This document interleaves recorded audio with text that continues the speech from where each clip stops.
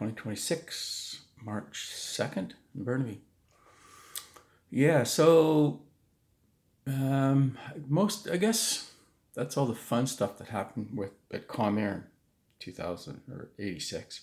Um, I think if you went to school, at that time, you got 18 months in under licensed aircraft mechanics, you could go down and I'm not sure if there was a final exam, but you entered your paperwork and away you went. So end of March was my 18 months.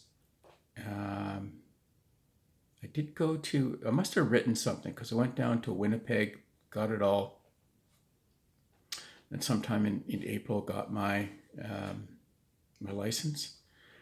And I walked up to the head of maintenance and said, I'm now licensed. And he said, yeah, what, so? British Air Force, British military, just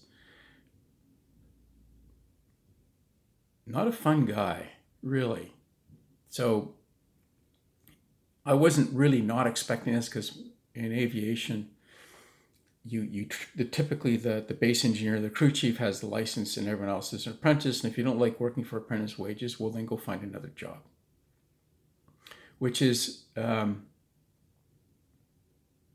short-sighted because it means that you've just spent 18 months training someone. He's got all the institutional knowledge of your company and how things work and how the airplanes work. And then you got to train someone new. So that was it. I bought a Ford pickup, 1970, off of some Saskatchewan boys. They had, one of the engine's mounts was a chunk of 2x4. Piled up my stuff and Foxtrot Oscar. And that's when I wound up at Ken Borak, which started this series. So yeah, left one Frozen North behind to pick up another Frozen North. So I guess that's it. And then after Ken Borak, wound up at going back up to Whitehorse to Summit Air. Jamie Tate, Justin Rogers was his lead hand. Stephanie Churchill was their ops manager. Jamie was running some sort of airline and he needed an ops manager, so she was doing that. And Stephanie was a force to be reckoned with. One of the few people I'd met that was actually born and raised in Whitehorse. Her father ran a placer gold mine up near Haines Junction. We'll get to Tom. She used to do gold runs at that point. If you were doing a gold run, taking your gold from your mine into town, you got to carry whatever firearm you wanted. So she would do a gold run with a 44 underneath her, handgun underneath her car seat. Ran Inspirations Inc., a graphic business. Bruno, I can't remember what helicopter company, but helicopter companies up north tend to be one owner, operator, mechanic. He's all the one. And so Bruno got her to paint this sign for her, this 4x8 sheet of plywood.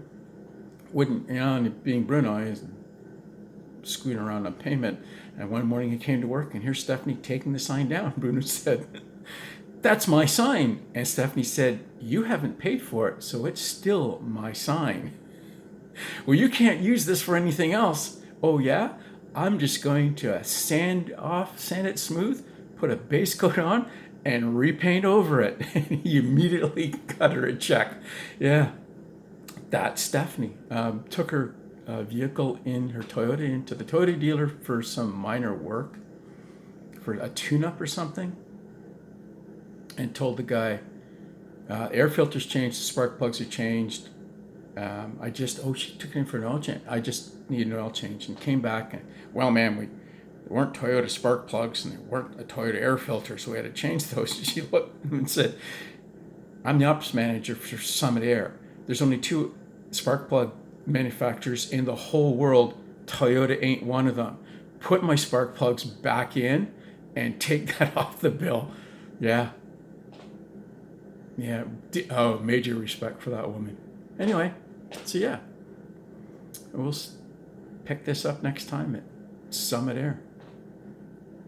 And fart carts. And,